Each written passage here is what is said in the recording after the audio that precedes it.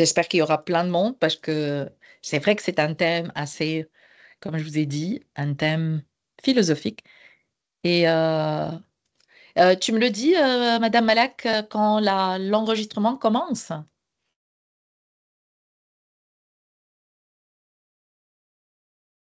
En vérité, il vient de commencer. Ah, ok, ok, ok. D'accord, super, super alors. Donc on attend un peu.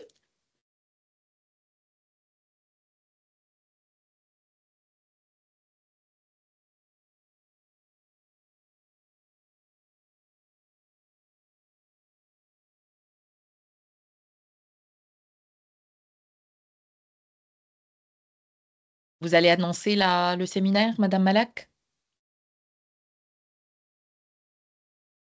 Yep, nous l'avons déjà fait. Ok, donc je commence? Juste un peu, s'il vous plaît. Oui, oui, oui, il n'y a pas de problème. Vous me le dites. Ce qui est sûr, vous me le dites. D'accord?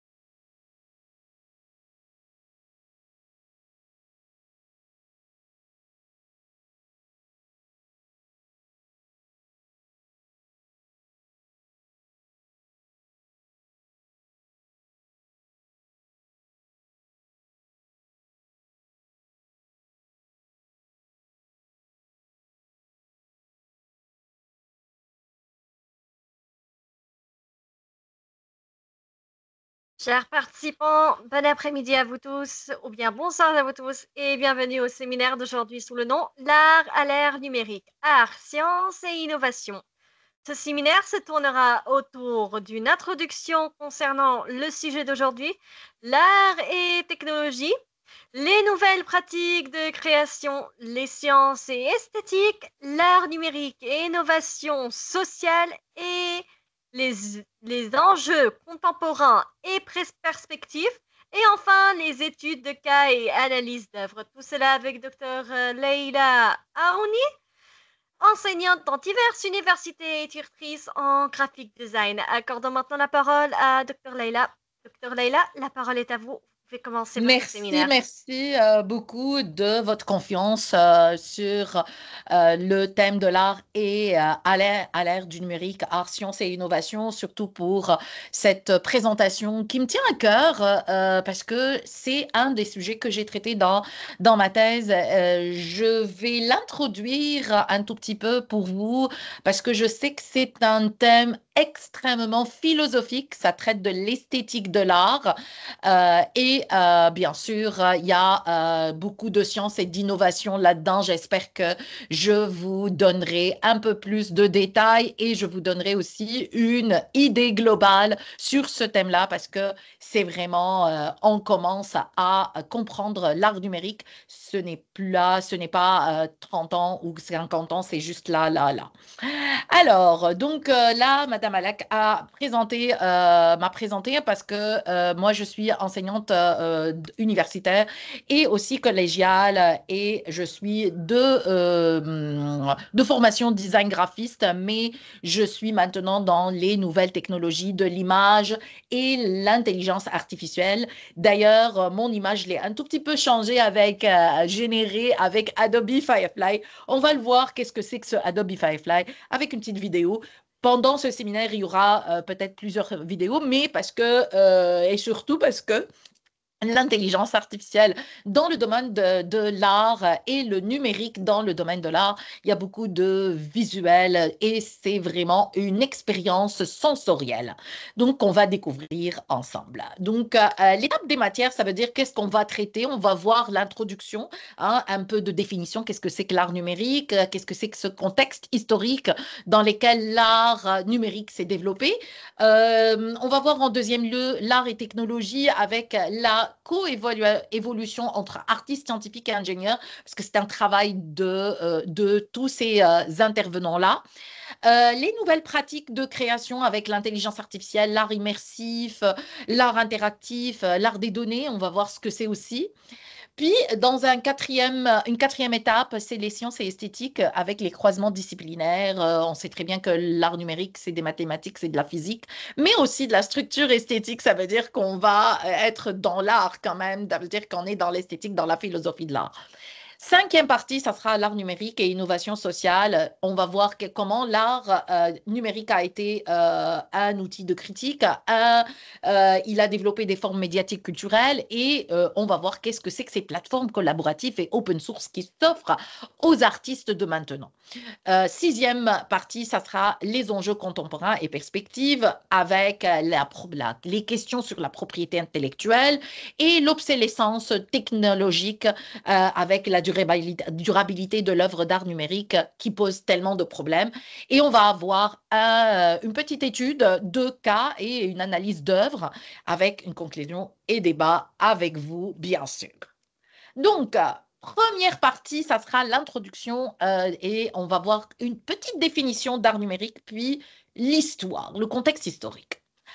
Alors, l'art numérique, qu'est-ce que c'est que cet art numérique? L'art numérique, c'est tout ce qui se fait dans la création artistique réalisée par des logiciels, par une technologie telle que les logiciels graphiques, la réalité virtuelle, les algorithmes, l'intelligence artificielle, tout ce qui est art en réseau et les interfaces interactives. Bien sûr, toutes les formes sont dans cet art numérique, telles que les images générées par ordinateur, les animations, les œuvres de réalité augmentée, l'art vidéo, etc., etc. En effet, l'art numérique se distingue un tout petit peu par une dimension qui se rapporte à l'interactivité. Ça veut dire que le spectateur va être non seulement un regardeur de l'œuvre ou spectateur de l'œuvre, mais il va être acteur dans l'œuvre. Ça veut dire qu'il va être dans le mouvement, il va susciter sa vue, le son, tous les sens qu'il a. Donc, l'art numérique va questionner un tout petit peu les relations entre l'homme, la machine, les limites du processus créatif et il va toucher les frontières de l'art qu'on a vu avec la science et la technologie de maintenant, avec tout ce qui se passe hein, autour de l'intelligence artificielle et tout ça. C'est vraiment un peu bouleversant, mais c'est extrêmement passionnant. Donc, on va voir en premier lieu aussi, en deuxième lieu, excusez-moi, l'art électronique aux pratiques numériques contemporaines. Ça veut dire comment cet art-là s'est implanté dans le monde de l'art. Hein. Bien sûr, avec l'émergence et l'apparition des ordinateurs dans les années 50 jusqu'à 70, hein, il y a eu quelques pionniers tels que Ben Lapsky, Frieder Neik, George Nice, etc., qui ont développé des formes abstraites avec des images algorithmiques qui sont en noir et blanc, mais imprimées sur traceur. Donc, voilà un tout petit peu qu'est-ce qui s'est passé pendant ces 30 dernières années, hein.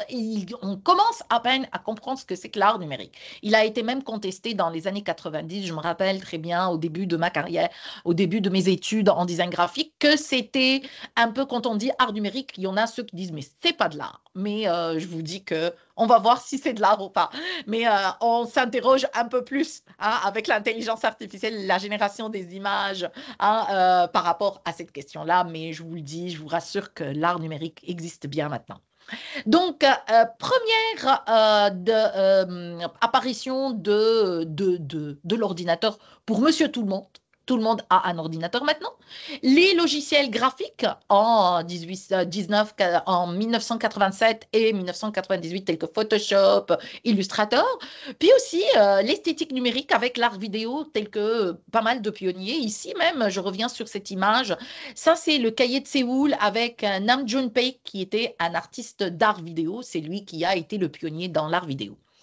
Puis, dans les années 2000, c'était les œuvres créées sur Internet et pour Internet. Donc, l'art interactif, l'immersion, etc. Puis, la collaboration art-science a commencé dans les années 2000. Dans les années 2010-2020, c'était la réalité virtuelle et l'intelligence artificielle.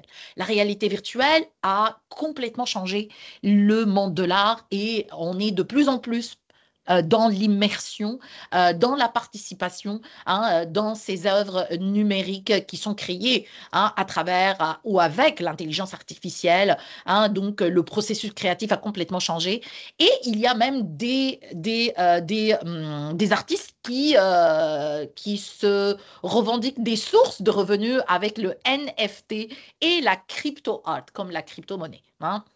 Aujourd'hui, il y a vraiment une question très importante aussi dans l'hybridation des médiums tels que la fusion du réel et les œuvres évolutives. Il y a pas mal de questions éthiques qui se posent, telles que l'empreinte carbone du numérique, l'usage de l'intelligence artificielle et son éthique.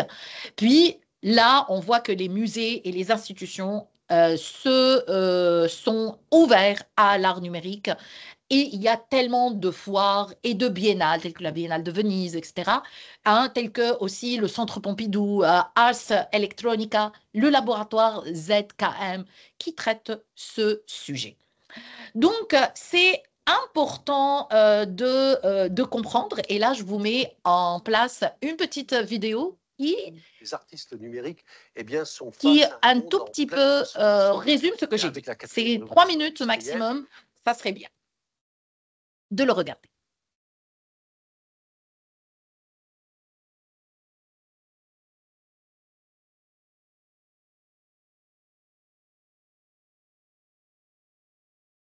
Voilà, ça c'est les premières idées hein, numériques.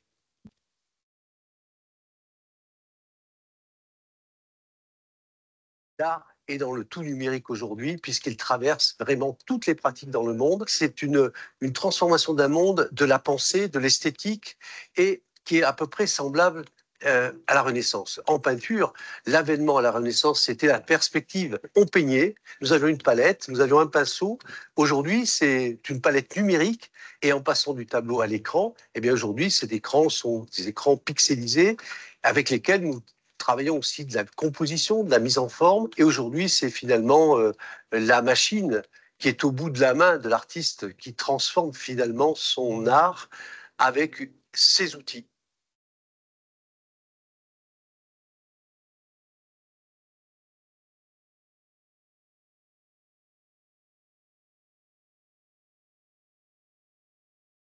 Cette œuvre de Light Fontaine, je l'ai vue de mes propres yeux. C'est vrai que c'est impressionnant il y a quelque temps. Vraiment impressionnant.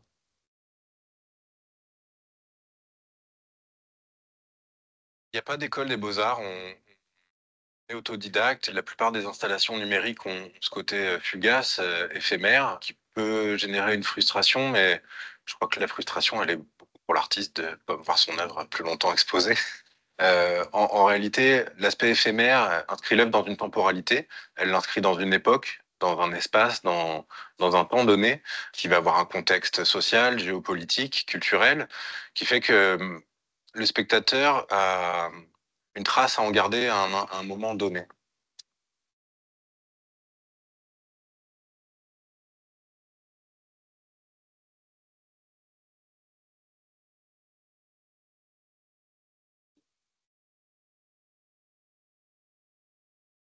Oui, voilà Nan Junpei qui est un pionnier dans l'art vidéo.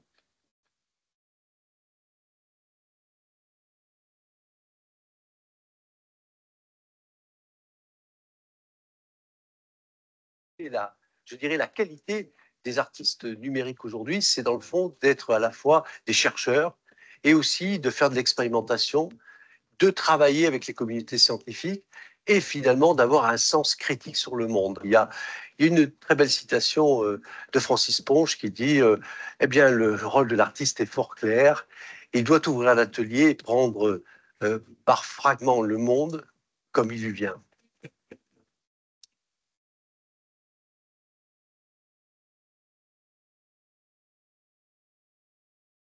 Et oui, il y a une notion d'évolution dans l'art numérique qu'on va traiter ensemble aujourd'hui.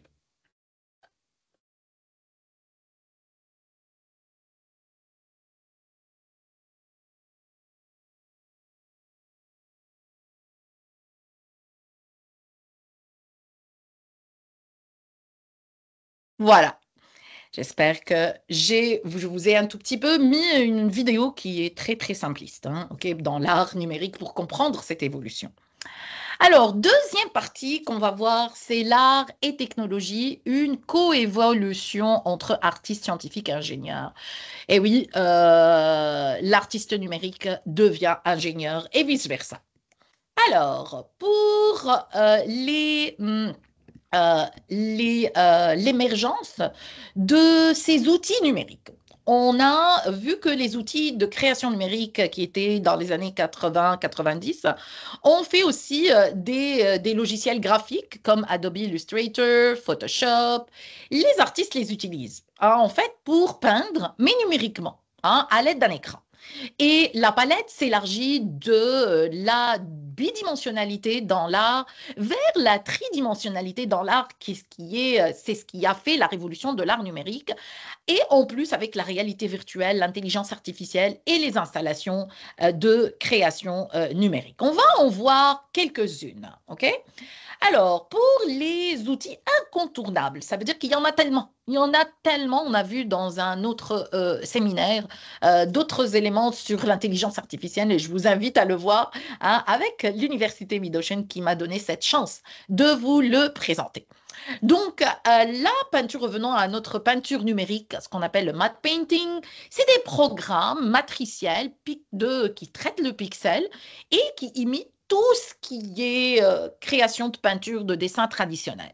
En fait, c'est comme l'artiste dans les années 1500 jusqu'à l'artiste traditionnel pour faire de la peinture. Il utilise un pinceau, etc.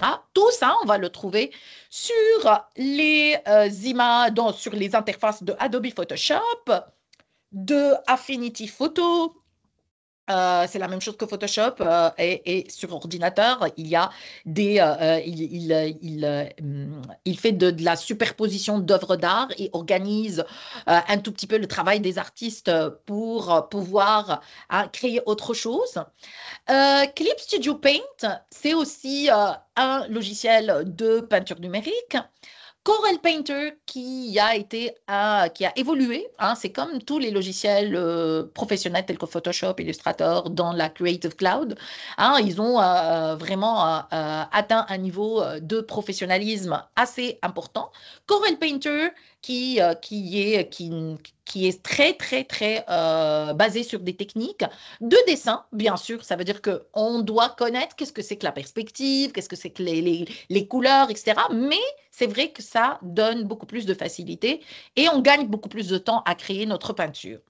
Et puis aussi Procreate, qui est la même chose que Adobe Photoshop, mais sur tablette, hein, avec un pinceau, avec un stylo numérique. Et cela nous permet, nous, artistes numériques, avec ces outils-là, d'expérimenter sans gaspiller aucun produit. Hein, aucun produit, c'est juste une tablette, un stylo, et on est parti. D'autres outils de l'art numérique tels que l'art vectoriel qui sont des programmes vectoriels, ça veut dire des dessins d'illustration, qui ne sont pas basés sur le pixel, mais sur des points qu'on peut changer. Hein. Les illustrations seront basées sur des lignes, des formes qui peuvent être combinées ensemble et ça donne beaucoup d'expérimentation pour les illustrateurs et pour dessiner les dessins animés, les BD, les mangas. Alors, on voit Adobe Illustrator, Adobe Fresco, surtout que Adobe Fresco, c'est la partie tablette de Adobe Illustrator. Il y a un autre logiciel qui s'appelle Krita, c'est pour les dessins, et en plus, c'est un logiciel aussi de 3D. Hein. GMP2, qui est aussi, l'interface ressemble énormément à l'utilisation de Adobe Illustrator. Ibis Painter pour tout ce qui est manga, BD et aussi Medibank Paint. Donc, tout ça, ce sont des outils pour l'art numérique. Il y a aussi l'animation 2D et 3D. L'animation 2D, c'est toute l'animation en bidimensionnel qui va se transformer en 3D à l'aide et à la base d'images dessinées une par une. OK? Une par une, qui peuvent être modifiées hein, selon la scène que l'artiste veut avoir. Et cela donne du mouvement, cela donne une animation.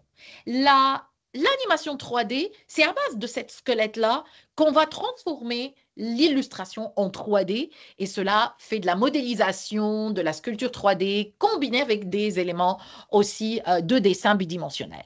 Je vais vous donner quelques informations sur les best 2D animation software hein, pour les gens qui ne connaissent pas un tout petit peu l'art numérique.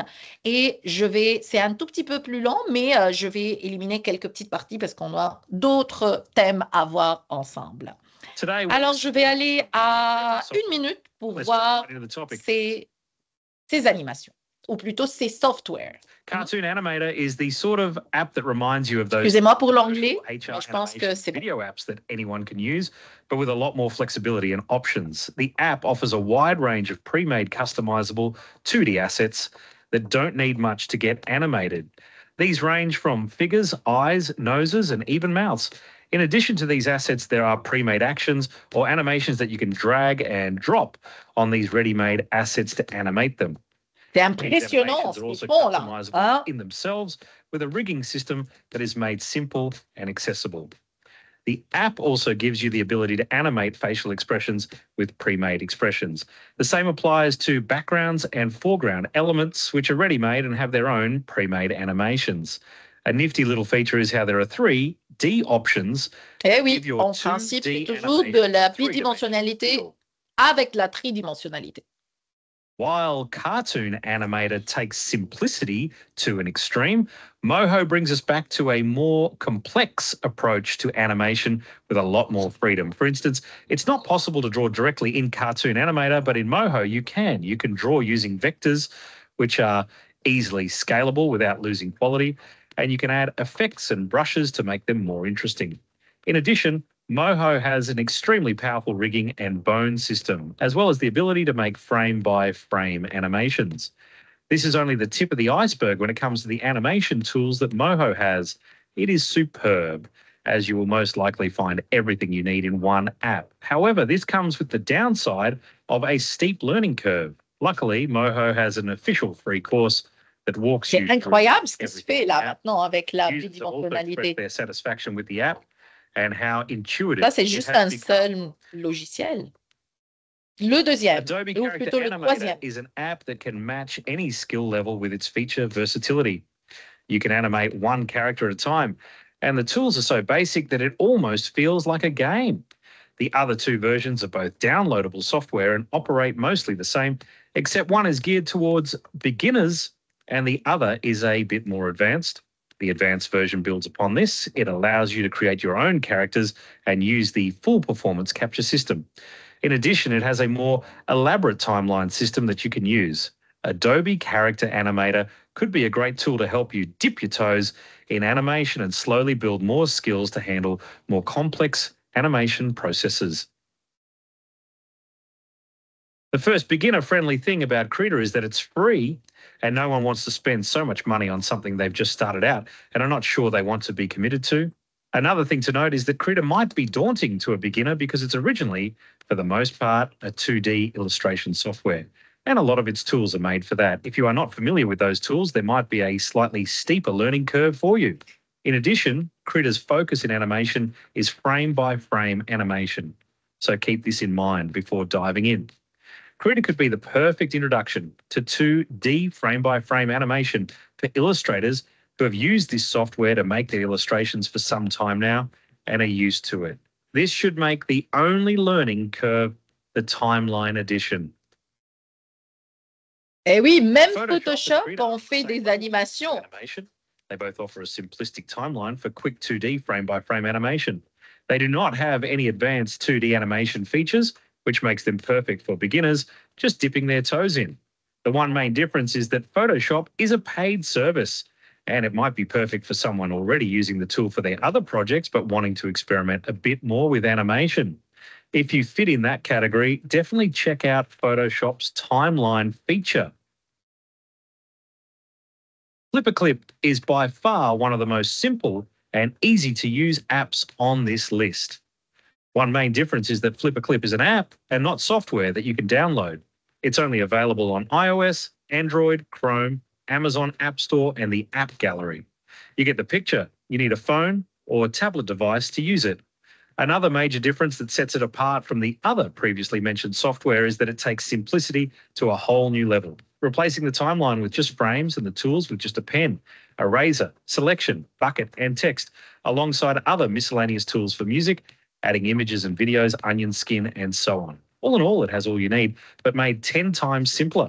This is in part due to it being an app, so the screens that FlipperClip is going to be used on are a lot more likely to be smaller than a computer monitor, so the interface needs to be as compact as it can be. But this also benefits in making the app. Voilà, donc j'espère que vous avez un tout petit peu vu ce qui se faisait dans l'animation 2D et 3D. C'est incroyable, c'est tous ces logiciels. Il y en a ceux qui sont gratuits et ceux qui sont professionnels qu'il faut payer. Alors, pour encore continuer dans l'art numérique et les outils tels que la modélisation et la sculpture 3D, c'est encore plus impressionnant avec la sculpture 3D pour ceux qui veulent être dans l'animation et la modélisation.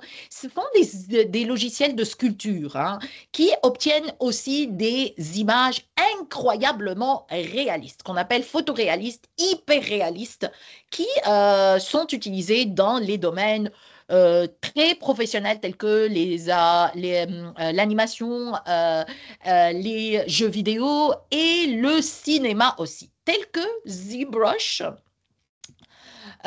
et aussi le ZBrush, le Mudbox, Mesh Mixer avec Autodesk qui est pour ceux qui travaillent dans le design d'intérieur aussi, Sculptrice, et il y a 3D Code, et en plus il y a Blender. Alors là, Blender, il est incroyablement professionnel et c'est des ingénieurs artistes qui travaillent cette animation. Pour ça, j'ai jugé important de vous envoyer au moins 1 minute pour voir qu'est-ce que c'est ce Blender et qu'est-ce qu'il fait. Allons voir cette vidéo, elle est super intéressante. Dad came and she's in distress.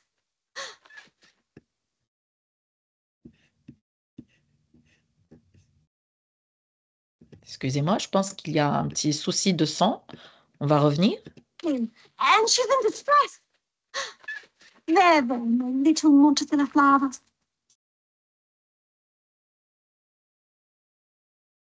un logiciel hors norme qui traite la 3D avec juste des patchs, des images et tout est open source.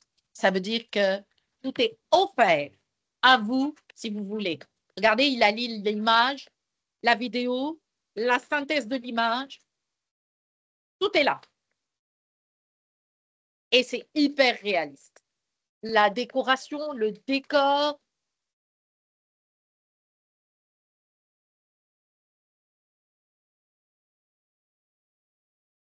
C'est aussi l'architecture, l'art numérique, le painting. Regardez ce qu'il fait, ce Blender. C'est quelque chose d'incroyable.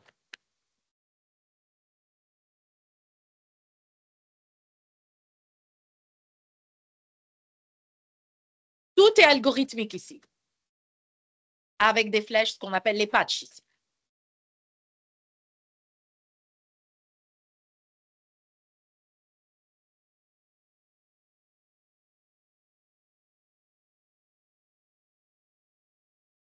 Et plus, c'est vrai que Blender a pris une dimension incroyable. J'ai des amis qui ne peuvent plus s'en passer de Blender et qui s'enrichissent avec ce qu'il y a sur le net.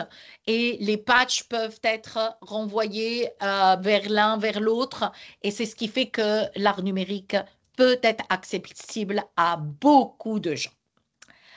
Ok, alors, on va aller encore plus loin et puis voir qu'est-ce que c'est cette interaction. Je pense que vous avez compris qu'il y a quand même une part très importante dans la programmation, l'algorithme, hein. Donc, il y a beaucoup d'interactions entre artistes, scientifiques et ingénieurs. Parce que les artistes, c'est eux qui créent, hein, l'idée, mais aussi, ils peuvent être aussi artistes-ingénieurs. Donc, les scientifiques et les ingénieurs les aident pour mettre en point une œuvre numérique. Mais il y a aussi des artistes qui ont appris. Hein. Moi, j'ai appris quelques logiciels dans l'art, tels que le PD Extended, puis aussi un peu Blender, mais c'est un peu plus compliqué. Il faut que ça soit vraiment ma tasse de thé de tous les jours pour que je puisse vraiment intégrer. Mais il y a d'autres logiciels qui sont beaucoup plus simples. Les enjeux pour cette interaction entre artistes et scientifiques et ingénieurs, c'est la création de nouvelles formes esthétiques, de représentation artistique. Et on est dans d'autres ouvertures. On s'ouvre à d'autres formes sensorielles. Quand on parle d'esthétique, ça veut dire on parle de la philosophie artistique et là, on est dans des formes sensorielles. On utilise tous nos sens. L'œil, l'oreille, l'odorat, tout ça dans un espace de l'œuvre numérique. On va voir, ne vous inquiétez pas, quelques œuvres numériques juste après. Alors, le schéma, je vais vous simplifier la compréhension entre cette interaction. Le schéma de collaboration entre l'artiste, le scientifique et l'ingénieur, c'est qu'il y a deux blocs. Et ça se travaille dans des laboratoires de collectifs hybrides, ce qu'on appelle les projets collaboratifs entre art, sciences et technologie. Ces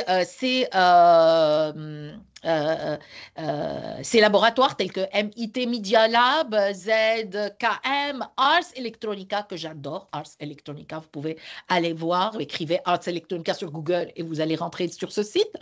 Alors, je reviens sur les deux parties ou les deux blocs qui schématisent la collaboration. C'est surtout l'artiste en premier lieu qui crée l'idée. Deuxième partie, l'artiste va donner toute la création ou toute l'idée créative à l'ingénieur, qui va essayer de créer le prototype technologique.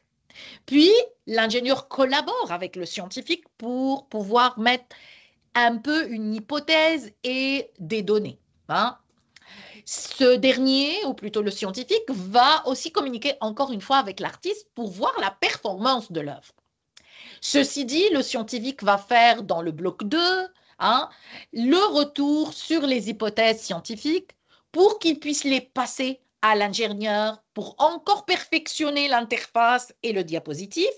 Il va faire un petit retour avec le scientifique pour visualiser le tout, puis il va remettre à l'artiste et celui-là va présenter l'œuvre. En fait, on voit ici qu'il y a toujours une collaboration entre artistes, scientifiques et ingénieurs dans l'art numérique. Il y en a des artistes qui deviennent ingénieurs, hein, par la force des choses. Mais il y a aussi des ingénieurs qui sont reconvertis dans l'art, mais ils doivent un tout petit peu avoir une formation dans tout ce qui est esthétique de l'art. C'est la même chose pour les artistes qui veulent être des artistes numériques. Ils doivent connaître un tout petit peu qu'est-ce qui se passe dans la programmation, qu'est-ce qui se passe dans le monde scientifique et de l'ingénierie. Donc, c'est une collaboration incroyable. Donc, il n'y a pas une œuvre numérique qui n'est pas le fruit de la collaboration entre artistes, scientifiques et ingénieurs. Alors, voilà, donc on a vu cette collaboration. Maintenant, on va voir dans une troisième partie les nouvelles pratiques de création telles que l'art génératif, l'intelligence artificielle, la réalité augmentée et l'art interactif. En premier lieu, c'est l'art génératif, ce qui utilise l'algorithme. Donc, c'est très, très important de comprendre que l'intelligence artificielle, c'est à la base de l'algorithme et c'est mathématique, c'est de l'art génératif. Donc, j'ai mis tout un séminaire, j'ai présenté tout un séminaire sur ça, sur l'art génératif et l'intelligence artificielle. Puis aussi, l'intelligence artificielle qui offre énormément de possibilités de création, telles que l'intégration de la technologie numérique qui repousse un peu les limites de la création et qui fait de sorte que l'artiste est vraiment en train de faire un suivi non seulement artistique, mais aussi du côté de la technologie. Alors là, je voulais vous montrer un tout petit peu l'outil que j'ai utilisé au départ avec mon image que j'ai générée. Hein, c'est Adobe Firefly. Je sais que je l'ai aussi présenté dans l'autre séminaire que je vous invite à avoir avec l'Université Mid-Ocean. Mais je vous laisse une petite minute pour découvrir qu'est-ce que c'est que ce Adobe Firefly.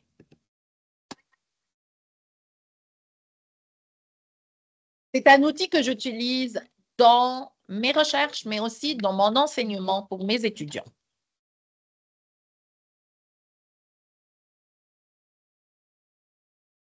Voilà, on peut changer tout ce qu'on veut.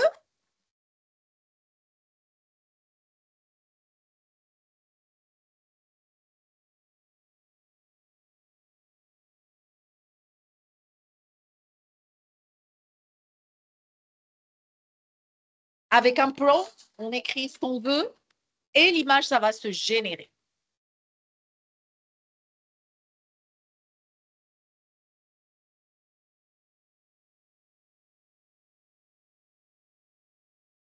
Je donne plusieurs possibilités.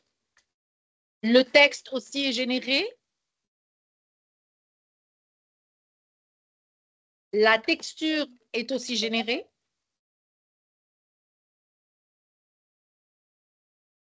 Le modèle. Eh oui, c'est un outil incontournable pour les graphistes, artistes de maintenant. On va y aller un tout petit peu plus loin. Là, on va aller vers la réalité augmentée. La réalité augmentée dans l'art, c'est une expérience inoubliable. Je ne sais pas si vous avez déjà vécu ou allé voir des œuvres numériques dans surtout les musées numériques, ce qui nous met dans une réalité un peu augmentée. Ça veut dire que le visuel a été augmenté avec le port d'un masque ou d'un casque, hein, qui laisse le spectateur interagir directement avec l'œuvre, mais il est dans une expérience immersive, hein, qui va le transporter dans un nouveau monde. Et pour ceci, je vais vous montrer une petite vidéo de 1 minute pour comprendre, parce que c'est pas possible, je ne peux pas l'expliquer. C'est mieux avec l'image et avec le mouvement. Hein. Voilà une œuvre artistique, mais avec de la base de l'intelligence artificielle. Voilà, tous les spectateurs portent un casque ou un masque pour visualiser.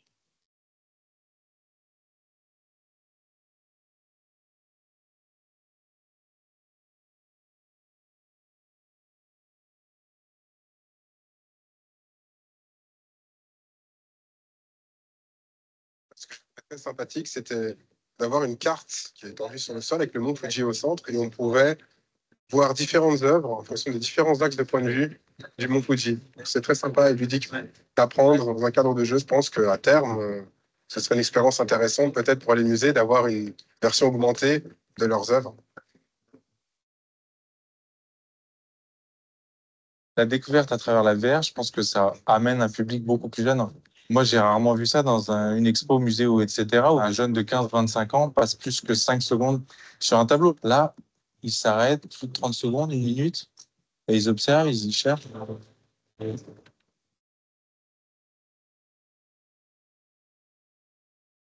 Sur le tableau de psy, il y a quelque chose d'hyper ludique aussi. Tu rentres dedans et Eh oui, on immersion rentre totale dans le à tableau. l'intérieur de l'œuvre.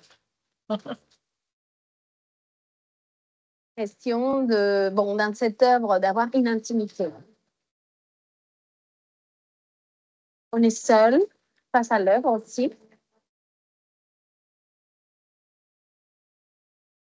C'est très intéressant parce que maintenant, je regarde l'œuvre d'une façon différente. Une sensation merveilleuse d'être dedans, dans une peinture. De toute façon, c'est comme un rêve, non? Comme si on traversait le miroir dans ce pays de merveilles.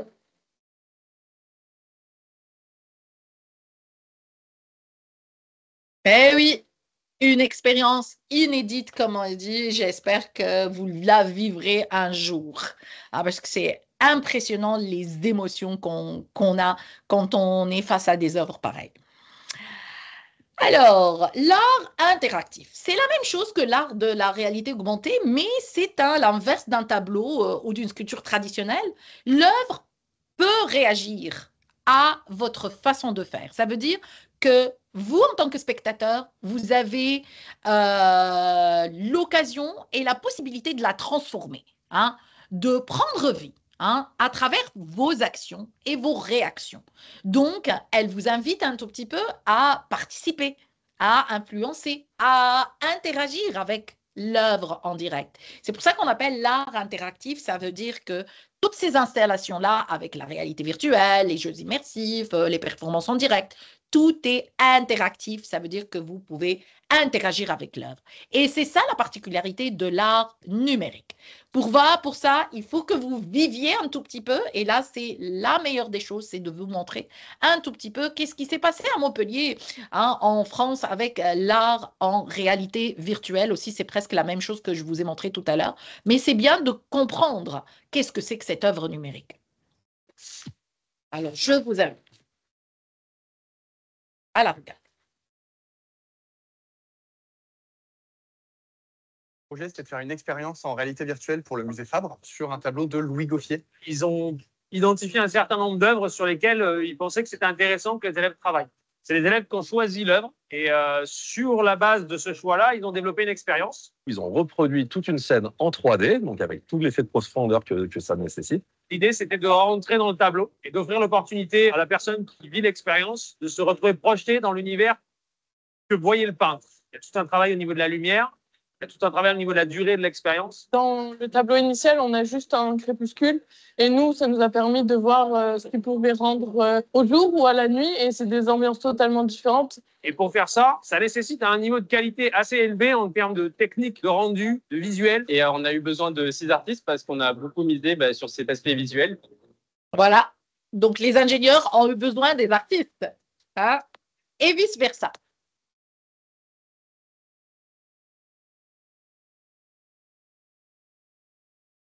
Ah, c'était génial. C'est hyper beau. Franchement, c'est hyper réaliste. C'est vraiment bien. Franchement, c'est cool. Première fois de VR pour moi.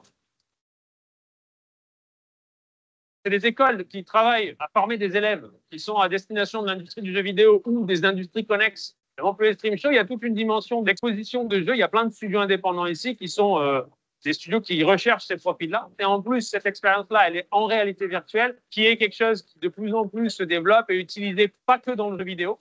c'est très pertinent de pouvoir présenter ici ce projet-là au public qui est là. Ça montre que notre projet il a du potentiel et ça fait plaisir de voir qu'on s'intéresse comme ça à notre projet. Et oui, voilà donc cette collaboration entre artistes et ingénieurs dans l'art interactif. Ça veut dire qu'on interagit avec l'œuvre en direct. Quatrième partie, on arrive un tout petit peu vers la fin, c'est la science et l'esthétique. Ça veut dire la science et la philosophie d'art. C'est un croisement disciplinaire entre physique, mathématiques et philosophie d'art. Et puis, on s'interroge aussi sur cette interface cerveau-machine et neuroesthétique. Et oui, on est déjà dans ça.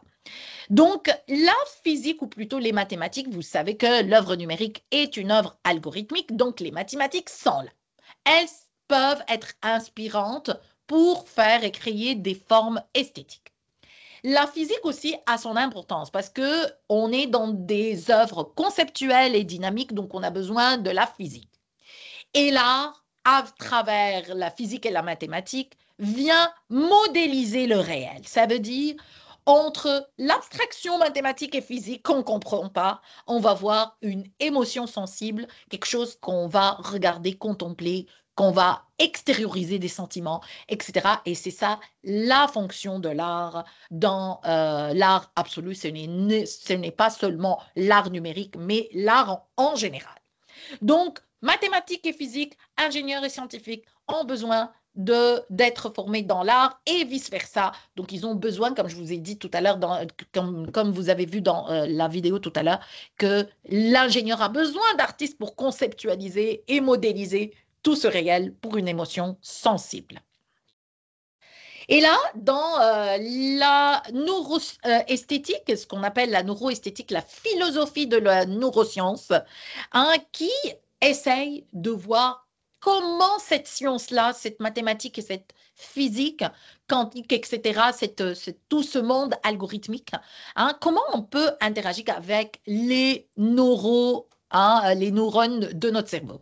D'ailleurs, les artistes et les scientifiques aussi, en collaboration avec les ingénieurs, peuvent mettre des interfaces qui peuvent être une interaction directe entre le cerveau humain et l'œuvre, avec aussi la machine. Donc, de nouvelles formes en venue avec l'art immersif et sensoriel pour que cette œuvre réagisse à toute une activité mentale. Oui, une activité mentale, je vais vous montrer un exemple impressionnant d'activité mentale qui est ressentie par la machine et puis c'est mis dans un espace qui devrait être un espace d'exposition artistique. Donc ici, l'artiste devient l'expérimentateur, le scientifique d'un poète de forme qui met ensemble tout ce monde sensible. Alors, je vais vous montrer, vous expliquer cette œuvre-là, c'est la Pulse, ça on appelle Pulse Room, de Raphaël Lozano-Hemmer. La première exposition était en 2006.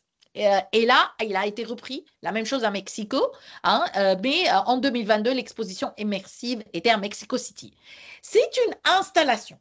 C'est une installation où chaque visiteur place sa main sur un capteur, OK?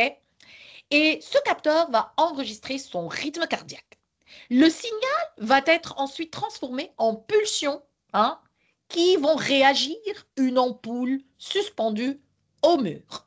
Les battements des cœurs de tous les spectateurs vont s'être affichés sur les ampoules et ça va créer une chorégraphie lumineuse collective. C'est impressionnant, c'est super intéressant et je vous montre un tout petit peu en 1 minute ou même moins qu'est-ce que c'est que cette installation.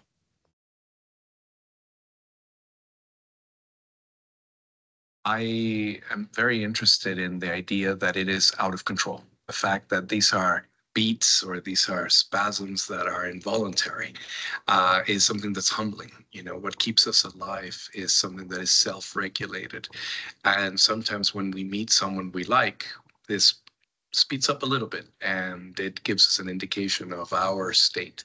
It's not about you. It's about you in relation to others. And it's also about that moment where when there is nobody and the piece is quiet. life is about being in a group. If you're not alive. You cannot just pretend that you're an individual and that, you can be separated from your context. Avez-vous vu cette expérience? Elle est impressionnante par rapport à tous ces ampoules qui sont allumées, sont des spectateurs qui l'ont allumé en mettant ce capteur-là et ça va avec le battement de leur cœur. Donc, c'est impressionnant ce que la technologie et l'intelligence artificielle et le numérique a fait pour l'art. Maintenant, 5e partie, on s'interroge avec l'art engagé et la médiation culturelle avec le open source. L'art a été toujours une source d'engagement pour certains artistes. La même chose, ça se passe pour l'art numérique. Donc, l'art numérique est une occasion de révéler les tensions sociales, les écologies politiques, à travers un outil qui est l'outil numérique. C'était toujours le cas pour l'art et je pense que ça va continuer aussi pour l'art numérique. Mais le dispositif est complètement changé parce que cela va être avec le biais des algorithmes. Les performances immersives sont face à un public qui a ses propres comportements numériques. Et puis aussi, la disposition ou le dispositif de l'œuvre va nous interroger par rapport à cette empreinte carbone et la surveillance de masse et aussi sur les réseaux sociaux, etc. Donc, l'art engagé dans l'art numérique peut être engagé aussi en tant qu'outil de critique sociale. L'art numérique aussi interroge et renouvelle la relation le public avec l'œuvre. Vu que l'écran est là, chacun a son écran, là on devient un tout petit peu accro à nos écrans. Et cette interactivité a fait que il y a de nouvelles formes de médiation culturelle telles que les réalités augmentées et surtout le parcours culturel, les musées, comment ils sont faits par rapport à une immersion totale et augmentée et ainsi de suite qui va être dans le virtuel. Donc, on est toujours avec une scénographie adaptative au sein des nouvelles formes de médiation culturelle.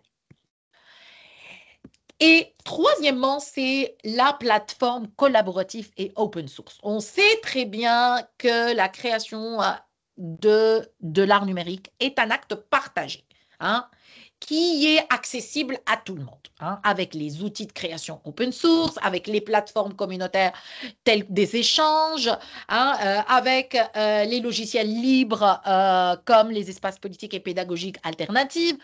Tout ça, ce que je vous ai montré tout à l'heure, c'était la collaboration entre artistes et ingénieurs, mais cela se partage sur le réseau, ok? Tel que Blender, je vous ai montré la vidéo Blender, tous les patchs se partagent entre la communauté Blender. Et d'ailleurs, ici même, j'en ai fait moi-même une expérience avec le logiciel Pure Data. Le logiciel Pure Data est un logiciel de patch comme Blender, qui était un environnement de programmation graphique, mais open source. Ça veut dire que ce patch-là que vous voyez ici, je peux le partager en ligne et il y aura quelqu'un d'autre qui peut le prendre. Et il l'ajoute. Il y a une bibliothèque. C'est la même chose que Blender et tous les autres logiciels que je vous ai montrés.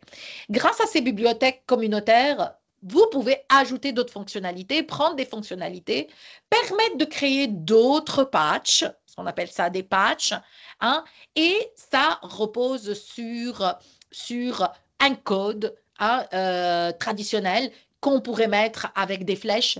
Et cela, par exemple, moi, en tant que designer, je ne comprends rien de cette programmation. Eh bien, croyez-moi, j'ai pu faire des choses un peu artistiques avec le logiciel Pure Data. La même chose avec Blender, c'est le même principe. Donc, c'est ça, cet environnement qui est communautaire et c'est incroyablement le open source, comment on peut partager toutes ces œuvres-là et comment on pourrait transformer l'œuvre. Et d'ailleurs, ça pose des problèmes par rapport à la propriété intellectuelle et c'est ce qu'on va voir juste après.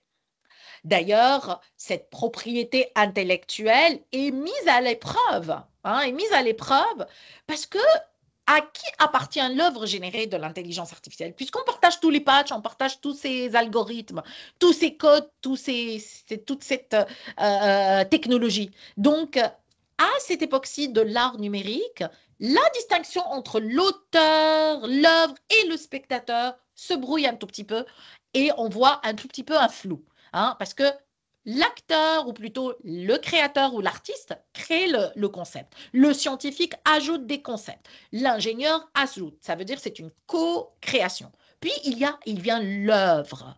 L'œuvre va être présentée au spectateur. Et le spectateur peut interagir avec l'œuvre et il peut la faire changer. Donc, la reproduction est à l'infini. Donc, ça met et ça pose des problèmes au niveau juridique. Donc, les licences libres de droit, les auteurs qui sont, le copyright est mis à l'épreuve, tout ça fait que l'artiste numérique devient un co-auteur et qui assemble un tout petit peu tout ce monde-là et tous ces intervenants-là. D'ailleurs, j'ai mis une petite idée ici. Dans ce séminaire, toutes les images sont libres de droit téléchargées de Adobe Stock. Il faut que je mentionne ces interactions. Et toutes les images qui viennent des sites, on doit mettre la source. OK?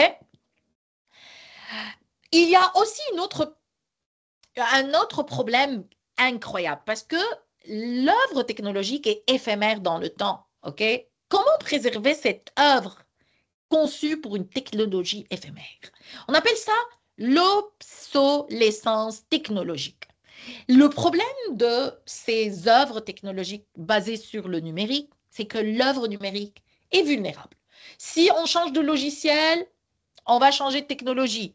Les systèmes d'exploitation changent, évoluent. Les plateformes changent et évoluent. Donc, ça pose des problèmes d'archivage.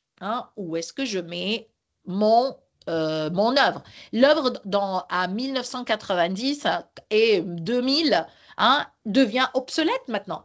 Tel que par exemple les œuvres qui sont avec Adobe Flash. Adobe Flash est complètement, ça y est, il est obsolète comme logiciel qui fait des animations. Et ben, tous ces œuvres-là qui ont été basées dans l'an 2000 et 90 vont inaccessibles aujourd'hui.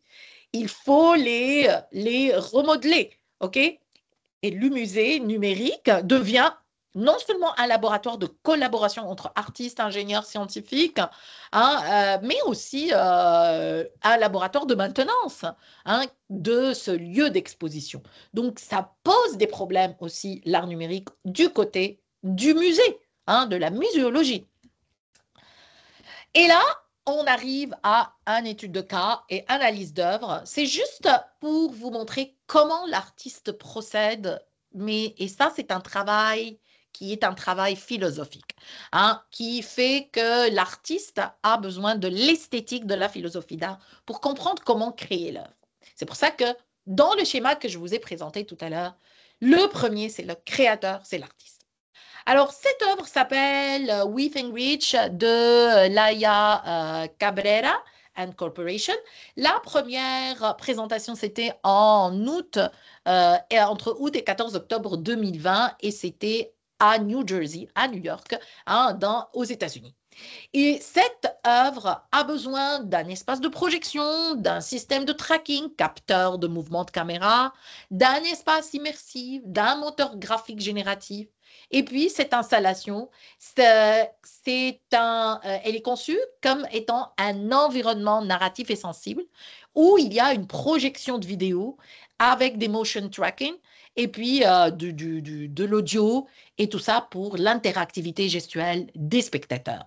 Le spectateur, en ce moment, quand il est dans cette œuvre-là, entre incroyablement et libérément dans l'œuvre. Et il va transformer les paysages dans l'œuvre. Donc, le spectateur va réagir et interagir avec cet univers visuel. Et l'expérience de l'œuvre va devenir une expérience participative et évolutive. Alors, je vous laisse voir cette dernière vidéo. Elle va être en 1 minute aussi.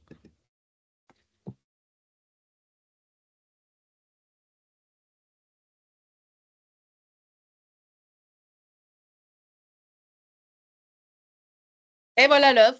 On interagit avec l'œuvre. On peut même la faire changer.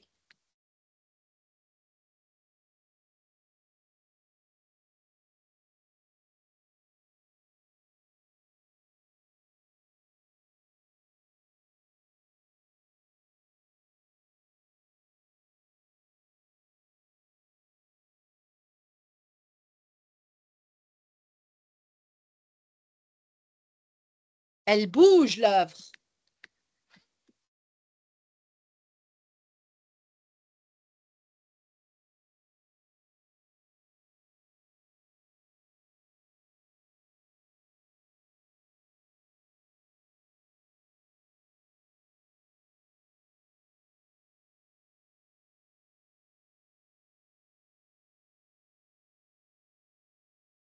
Et bien voilà, elle bouge vraiment hein, avec l'interaction du spectateur.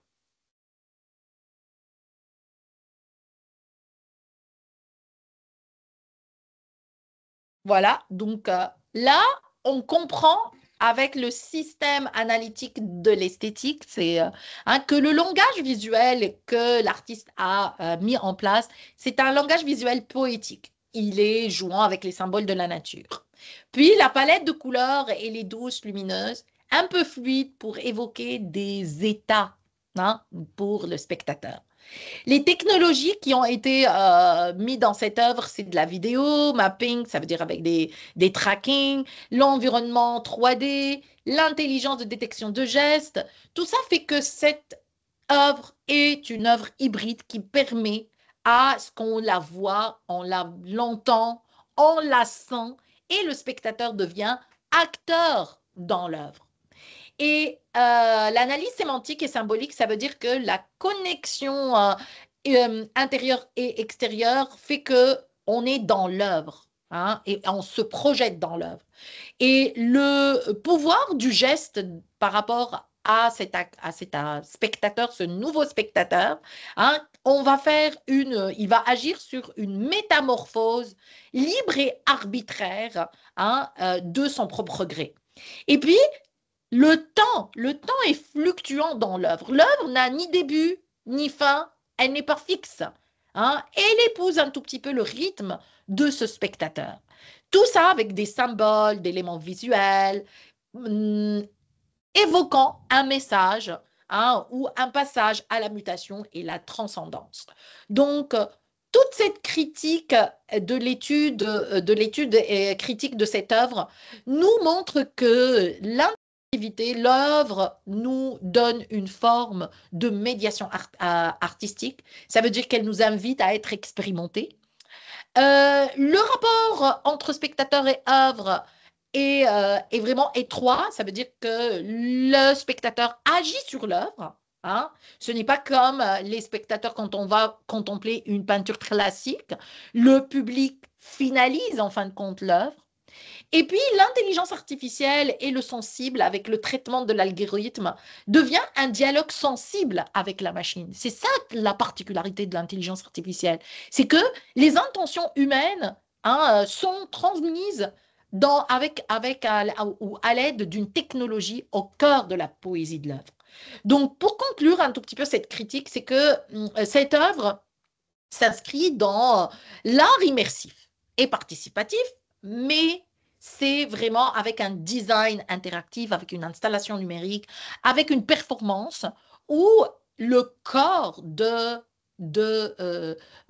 du spectateur, c'est lui qui devient le médium, ça veut dire c'est lui qui devient l'outil, ce n'est pas l'intelligence artificielle ou la technologie. Et là, on se prolonge dans l'œuvre, on interagit dans l'œuvre et il y a de l'émotion qu'on dégage. Et c'est ça la particularité de l'art numérique. On est vraiment très, très lié à cette émotion parce qu'on la sent, on l'expérimente.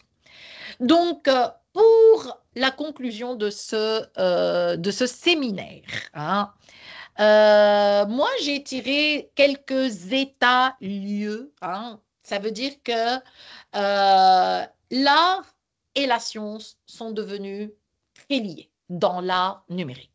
Les technologies, peu importe la technologie, devient un médium, un outil artistique à part entière. Et les artistes sont en train de dépasser leurs limites dans le monde réel et ils sont immersés ou introduits dans un monde irréel. Les enjeux de lendemain, c'est de pouvoir créer avec tout le monde. Hein. Toute l'œuvre de tout à l'heure, c'était une participation. Hein. C'était l'œuvre d'une participation. Ça veut dire que le spectateur devient acteur dans l'œuvre et ça donne un peu des notions on va voir les défis éthiques qui se posent à ce genre de créer autrement mais ensemble. Hein. Puis aussi la plateforme open source qui permet à l'art de devenir un espace de co-création. Les problématiques qu'on se pose encore maintenant dans l'art numérique, c'est que comment on vire vers un art augmenté ou alors déshumanisé. On pose des questions encore dans l'espace esthétique et philosophique, artistique. Quel est le rôle que l'artiste joue avec l'algorithme? Est-ce que c'est lui le créateur ou non? Est-ce qu'il y a une intention artistique à travers ces médiums ou ces outils numériques qui s'offrent à l'artiste numérique de maintenant? L'interactivité pose aussi des problèmes de forme d'engagement, d'un effet de surface. Et puis, l'art numérique est-il un miroir critique du monde technologique ou c'est juste une petite vitrine qui est séduisante, parfaite pour nous en tant que spectateurs? Et l'innovation technologique serait-elle l'imaginaire ou le conditionne-t-elle? En fait, toutes ces questions-là sont encore posées maintenant, vu que l'art numérique, ce n'est qu'à ses premiers pas, et on va voir que ça va aller en exponentiel. C'est incroyable que cette technologie est en train de virer et de changer, et c'est très, très vite dans le temps. D'ailleurs, moi, je pose ma conclusion et mon avis. Pour moi, les outils numériques demeureront toujours des outils. Hein. Ce sont des outils tels que les outils de pinceau, les outils de la technologie qu'on a vu dans les années 80 avec Photoshop. Hein. Tout ça, ce sont des outils, ok, hein, que l'artiste utilise. Donc, les outils numériques demeurent toujours des outils. Avec le numérique, l'œuvre d'art est à vivre. Elle n'est plus à voir seulement et à contempler. On vit dans l'œuvre. On interagit avec l'œuvre. On agit même sur l'œuvre. L'art restera toujours d'humain à humain. Et d'ailleurs, comme il a dit Léonard de Vinci, la pittura è una cosa mentale, je pense que je l'ai toujours dit dans mes séminaires, parce que tout est cosa mentale, ça veut dire quelque chose de mental. C'est une intention artistique, c'est une sensibilité artistique. Donc, tous les autres outils sont des outils et demeureront des outils. Hein? Donc, voilà un tout petit peu sur la Joconde, parce qu'on a commencé avec la Joconde et là, on termine avec la Joconde en pixels, avec un casque, dans un univers complètement futuriste. Donc, on est toujours là, le créateur de l'œuvre, ici, c'est Leonardo da Vinci, mais on change d'outil et là, on peut avoir beaucoup, beaucoup de créativité. Alors, je vous invite à regarder un reportage de 30 minutes. Je ne vais pas le faire là maintenant, mais c'est juste pour vous dire qu'il y a un reportage incroyable sur Arte, la chaîne franco-allemande, la chaîne la plus culturelle sur le réseau français. C'est l'intelligence artificielle. Peut-elle créer de l'art? Regardez cette vidéo et cet extrait de 30 minutes sur cette problématique qui est l'intelligence artificielle qui peut créer de l'art ou non. Alors, j'espère que je vous ai donné plus de détails sur qu'est-ce que c'est que l'art numérique. Merci beaucoup de m'avoir entendu et voir ces vidéos avec moi et partager cette sensibilité artistique par rapport à l'art numérique et peut-être que vous serez intéressé à le devenir un jour et c'est ça le but de ce séminaire. Merci beaucoup. Alors, j'invite tout le monde à réagir ensemble pour pouvoir communiquer quelques idées et débattre de ce sujet. Merci infiniment à vous, docteur, pour tous vos efforts. Pour ceux qui ont des questions, veuillez s'il vous plaît soit lever la main, soit l'écrire sur le chat. Alors, nous avons une question de Arbabidine. L'art génératif, j'ai pas bien capté ce concept. Pouvez-vous éclaircir Oui? Vous recevez, docteur? Oui, ça s'est coupé, Malak. Est-ce que vous pouvez répéter la question? Ok, l'art génératif, j'ai pas bien capté ce concept. Pouvez-vous éclaircir encore, s'il vous plaît? Alors, l'art génératif, c'est l'art qui utilise l'algorithme. La générative, tout ce qui est génératif, c'est l'algorithme. Ça veut dire que j'ai un prompt, je vais écrire un texte et le texte va me générer une image. Il y a beaucoup d'outils qui sont offerts à nous, que ce soit en ligne ou avec, bien sûr, un abonnement qui pourrait générer. Par exemple, je veux une image de la mer avec des étoiles, etc. Vous écrivez tout ça sur le logiciel ou sur la plateforme et il va vous générer des images. C'est ça l'art génératif, donc à base d'algorithmes. Tel que le Adobe Firefly. Je pense qu'on a fait beaucoup dans mon autre séminaire qui traite l'intelligence artificielle et tout ça, il y a vraiment beaucoup d'exemples d'art générative. Super, donc passons à Alimadi. Alimadi, la parole est à vous. Merci beaucoup. En fait, je tiens à remercier pour la présentation qui est vraiment très explicite, très claire, qui nous a donné beaucoup des informations, quel que soit dans la part des logiciels et tout. Vraiment, on est très fiers. Merci. Merci beaucoup. Oui, merci. Ma question, c'est reflète, je veux savoir comment l'art peut-il questionner ou contre les dérivés numériques? Est-ce que tu peux expliquer encore plus ta question pour que je puisse vraiment aller plus loin que ça? Oui, c'est-à-dire je parle de la surveillance, la désinformation, la dépendance aux algorithmes. C'est ça que je veux parler. Ouais, en fait, l'art numérique dépend complètement de l'algorithme et tout ça. C'est pour ça que les artistes, quand ils veulent faire de l'art numérique, on ne va pas le faire sur les réseaux. Ça a été le cas dans les années 2000, OK? Maintenant, avec 2010-2020, c'est surtout dans le musée. Donc, on ne peut pas créer complètement comme ça, mais c'est vrai qu'avec les patchs, etc., qu'on peut échanger dans les plateformes numériques et sur le net, là, ça ne constitue pas l'œuvre. Ça veut dire qu'on prend un programme ou une programmation qu'on va mettre sur la bibliothèque communautaire en ligne et on ne va pas mettre toute l'œuvre numérique. On va mettre juste des fragments que les autres peuvent les récupérer pour pouvoir recréer par eux-mêmes leur œuvre.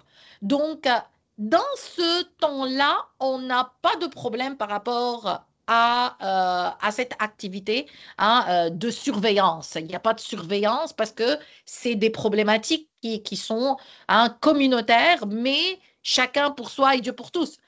Le problème dans l'art numérique, c'est que comment on va définir juridiquement la propriété de l'œuvre? Comment on pourrait, si par exemple je vais dans un musée et tel que la vidéo que je vous ai montrée et je réagis avec l'œuvre, alors qui va être le créateur? moi en tant que spectateur ou l'artiste. C'est ça qui pose problème juridiquement. C'est vrai que c'est l'artiste qui a créé, c'est l'ingénieur qui a créé, mais moi aussi en tant que spectatrice, hein, je peux aussi me procréer créatrice. Hein. Mais c'est vrai qu'il y a encore des recherches juridiques par rapport à ça. Donc, la fuite des algorithmes, on n'a pas encore traité. C'est pour ça que je vous ai dit qu'on est encore dans les premiers pas dans l'art numérique, même si ça dure depuis déjà 30 ans. OK? Hein? Mais c'est l'avenir. OK? Voilà. J'espère que je vous ai un tout petit peu éclairci. Oui, merci beaucoup. J'ai encore une question concernant, parce que je trouve vraiment très intéressant, très important. Donc, je veux savoir où se situe vraiment l'innovation. Est-ce que dans l'outil ou bien dans la démarche artistique? En fait, c'est les deux. On ne peut pas donner, par exemple, l'image que je vous ai montrée la dernière avec la Joconde et la Mona Lisa. Hein, ce n'est pas une création. Hein. Le créateur, c'est Leonardo da Vinci. Hein, ça reste toujours lui. Hein. Mais c'est peut-être là où il y a problème, c'est que on peut prendre l'œuvre et la déformer. Donc, le processus créatif est un processus humain. Il ne peut pas être de la machine.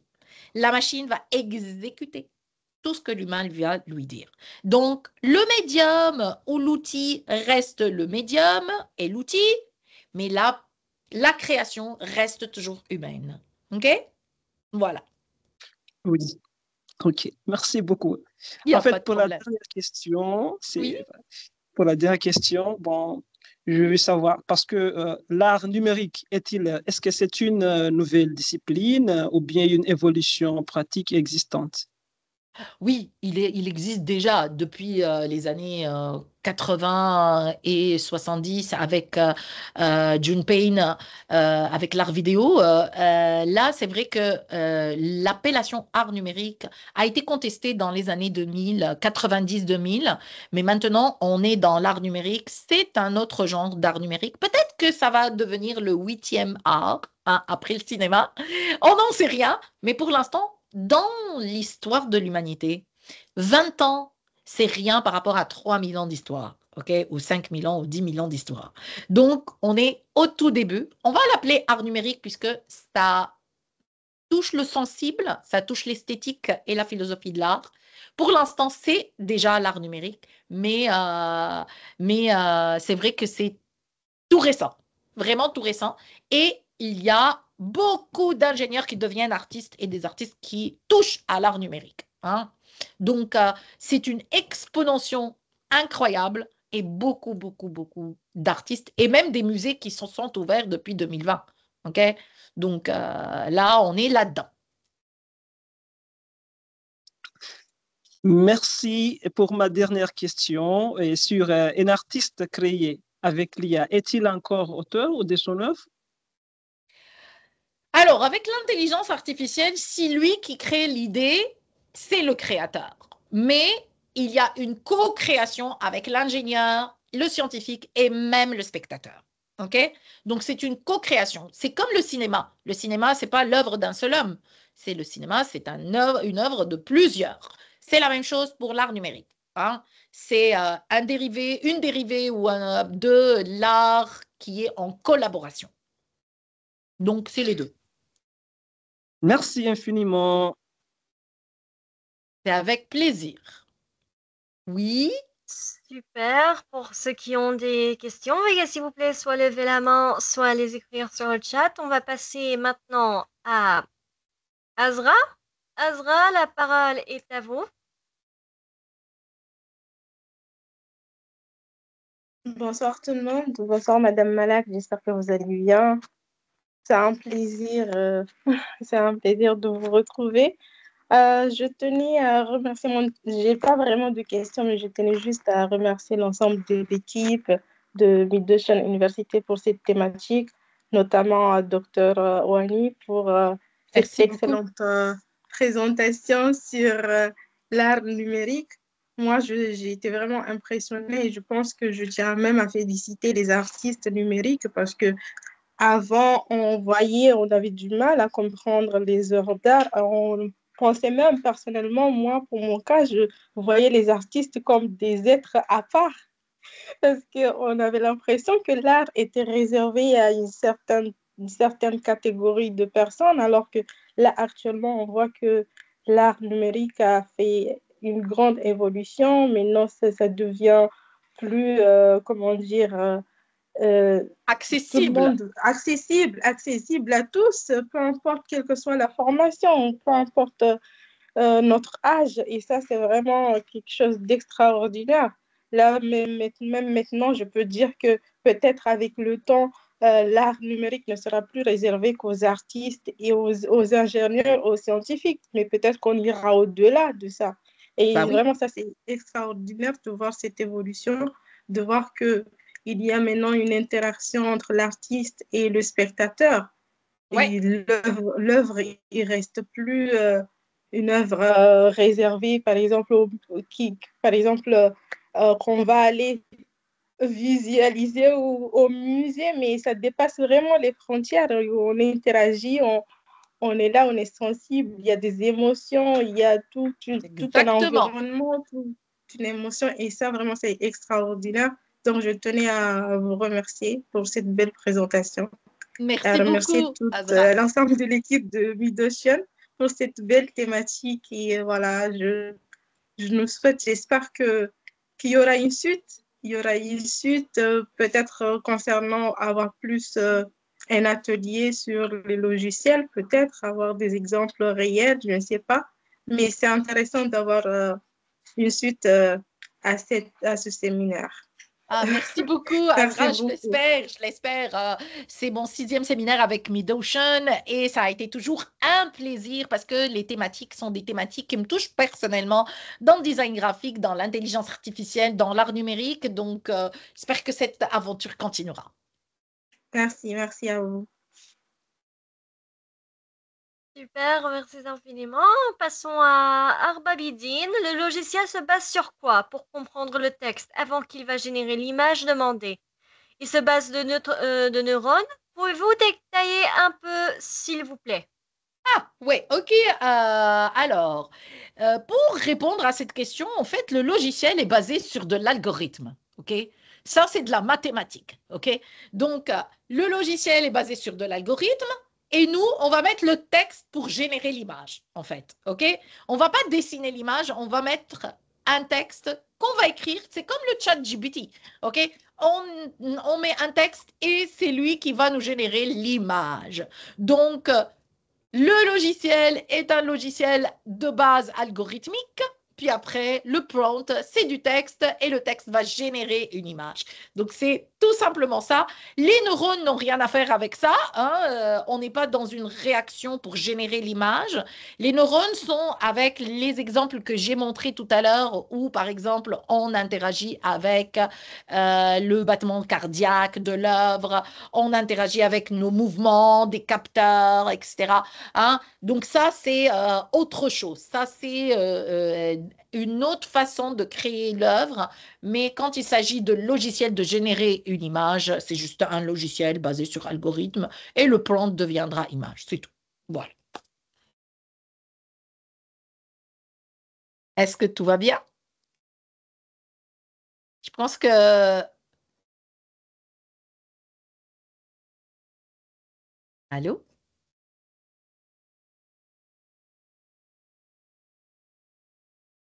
Oui? Y a-t-il d'autres questions?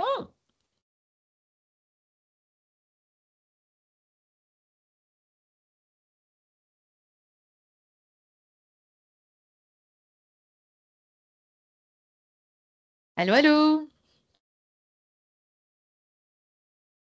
Y a-t-il d'autres questions? Moi, je suis ouverte aux questions. Les questions, vous voyez que ma dernière présentation, c'était des questions qu'on se pose là maintenant dans l'art numérique et dans le design graphique et dans le monde de l'art par rapport à l'art numérique. Donc, c'est des questions philosophiques. Donc, tout est basé sur des questionnements et des problématiques. Et c'est comme ça que la science avance. Oui, d'autres questions? N'hésitez pas à lever la main ou à écrire sur le chat, s'il vous plaît.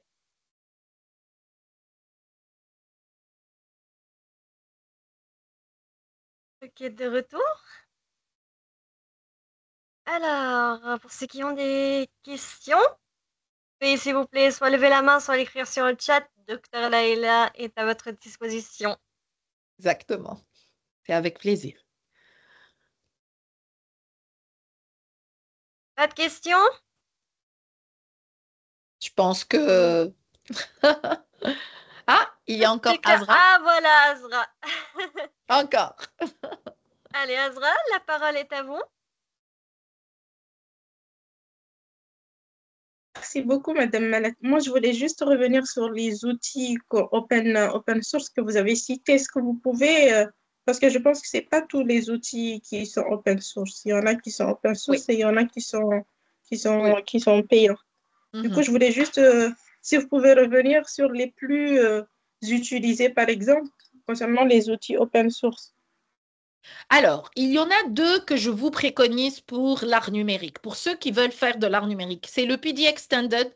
Hein, là, quand vous allez avoir l'enregistrement de cette séance, vous allez revenir sur PD. Hein, ça, c'est le Pure Data, hein, ce qu'on appelle le Pure Data. Et il y a le Blender. Là, ce sont des logiciels open source que vous pouvez déjà télécharger et que vous devez être sur une communauté virtuelle hein, où vous allez avoir les patchs, vous allez prendre et télécharger les patchs pour commencer. Et il y a beaucoup de tutoriels sur YouTube. C'est les deux que je préconise pour l'instant, mais il faut avoir une base un tout petit peu sur l'algorithme. Ça veut dire que tout est algorithmique. Si jamais il y a, parce que ça commence avec le 0,1, hein, moi-même, quand j'ai fait la formation, j'étais un peu perturbée. J'ai oublié toutes mes mathématiques hein, de l'époque, du lycée. Et là, c'était un peu, wow, comment je vais faire? Ah ben non, non, non, c'était facile. C'était des patchs qui se lient. Donc, tu peux aller où vous pouvez, pour tout le monde, vous pouvez aller sur YouTube, regarder les tutoriels de Blender, de Pure Data, puis après, télécharger gratuitement les deux logiciels, puis après, vous allez prendre les patchs et puis créer par vous-même. Il faut suivre les tutoriels.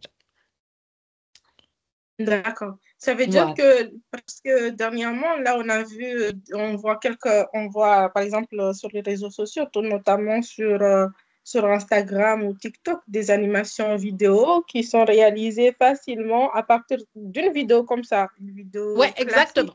D'une personne. Et à partir d'une vidéo, on fait des animations. Donc, ça veut dire que ce sont ces logiciels-là, c'est avec ces logiciels-là qu'on peut générer ou c'est d'autres... Non, il y a tellement de logiciels, Azra, que c'est incroyable. C'est pour ça que je t'ai dit que c'est le monde du numérique maintenant. Il y a beaucoup, beaucoup de logiciels, mais ce sont les deux logiciels que je vous ai cités pour une qualité performante et une qualité professionnelle. Ça veut dire que les professionnels de l'animation, du jeu vidéo et du cinéma utilisent ces deux-là, hein, qui sont open source. OK? Mais les autres sont payants, tels que par exemple Adobe Firefly, que j'utilise moi dans le design graphique. C'est vraiment avec j'ai toute la suite Adobe, donc c'est pas possible. Il faut avoir on va payer par rapport à ces logiciels. Mais les logiciels open source, c'est du open source, ça veut dire que vous pouvez aller. Mais qui sont très performants. Mais ils sont durs. Hein. Il faut être vraiment bien calé dans l'ingénierat et dans tout ce qui est programmation. Donc, essaye d'avoir ces tutoriels-là. Puis après, tu verras que tout est sur le net. Oui. J'ai une dernière question parce qu'on a vu que quand même, il y a... comment dire, pour l'art numérique, il y a des ingénieurs qui participent à la création de l'œuvre, il y a les artistes, mais il y a aussi les scientifiques. Donc, je voulais juste savoir pour le côté scientifique, pour les physiciens, les mathématiciens, comment ils peuvent se réorienter dans tout ce qui est domaine de l'art. Quelles sont les bases qu'ils doivent, est-ce qu'ils doivent juste une personne qui a fait la physique, qui a une licence en physique ou en mathématiques peut s'en sortir dans ce domaine ou bien quels sont les débouchés pour Oui, une personne qui... oui. Oui. J'ai rencontré dans ma vie beaucoup plus d'ingénieurs qui deviennent artistes que des artistes qui deviennent ingénieurs. OK? Parce que l'artiste n'a pas fait la formation d'ingénierat. OK? Il va revoir tout son bagage mathématique et physique. Et il apprend sur le tas petit à petit. OK? Mais l'ingénieur peut se réclamer vite fait parce qu'il a tout l'outil technologique en main. Après, il pourrait juste avoir des idées de création parce qu'il n'a pas les idées de création parce que la création, ça nécessite tout un bagage artistique qui pourrait alimenter ou aller vers un artiste pour qu'il puisse mettre en application ses idées créatrices. Donc, l'ingénieur et le scientifique a beaucoup de chances d'être un artiste après. Moi, j'imagine dans 100 ans, les artistes ne peuvent pas être pas ingénieurs. Okay? Donc, tout est basé sur les mathématiques, etc. Donc, la notion, et là, je réponds à Ali Madi qui dit quelle place conserve l'intuition humaine dans une création générée ou assistée par machine.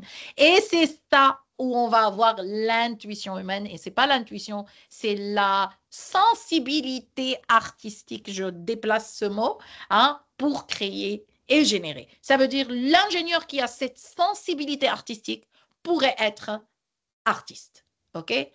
Mais celui qui ne l'a pas, il restera ingénieur. Voilà. C'est ça la différence et je réponds aux deux questions en même temps. Parce que l'une dans l'autre. Oui, oui, c'est très clair. Merci beaucoup. Il n'y a pas de problème. C'est avec plaisir. Super. Donc, pour ceux qui ont des questions, veuillez s'il vous plaît soit lever la main, soit les écrire sur le chat.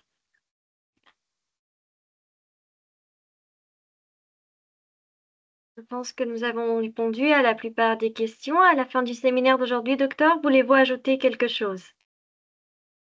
Non, je pense que c'est vraiment important de comprendre que l'art numérique est à ses premiers pas et c'est vraiment de plus en plus dans l'intelligence artificielle qu'on va puiser nos ressources, que ce soit artistiques, mais aussi nos ressources de médium, d'outils.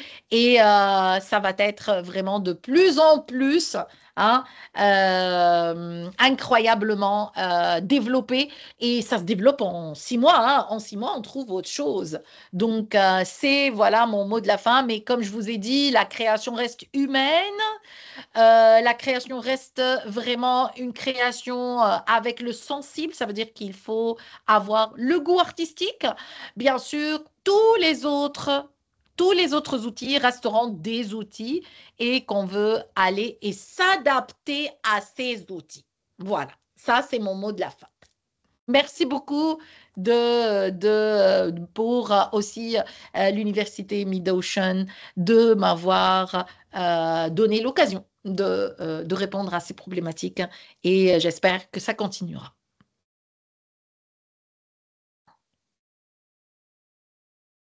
Ok, avant de terminer notre séminaire, nous avons Arba Bidine qui a levé la main. Arba Bidine, la parole est à vous.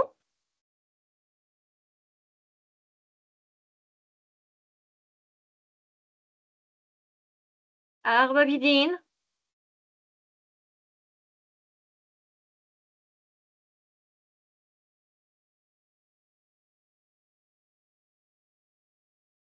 Je ne sais pas si chez moi seulement on n'arrive pas à le recevoir. Non, on t'entend parfaitement.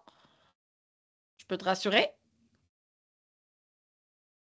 Ok, Arwabidine, veuillez vérifier votre connexion car on n'arrive pas à vous entendre. Merci infiniment à vous, docteur, pour tous vos efforts. Merci aux participants pour avoir participé au séminaire d'aujourd'hui. Attention tout le monde, nous avons un certificat de participation. Veuillez s'il vous plaît vous inscrire via le lien envoyé sur le chat. Pas d'inscription, pas de certificat de participation. Vous pouvez également suivre les dernières actualités concernant les séminaires, formations, ateliers, concours et l'inscription au programme d'études de l'université via le compte officiel de l'université sur Facebook, le groupe WhatsApp des activités étudiants ou encore le site web. Merci à vous tous, on vous rend chance dans nos prochaines activités et à tous nos étudiants, nous vous encourageons à participer au concours du meilleur Reels avec des sujets dont vous pouvez traiter le sport ou la santé en vous filmant 60 secondes, format vertical 9:16, comparable au format des vidéos de TikTok, sans heurter les copyrights. Et bien sûr, elle doit être de bonne qualité. Merci à vous tous, nous vous souhaitons une excellente fin de journée et une excellente soirée. Au revoir. Merci beaucoup. Bye.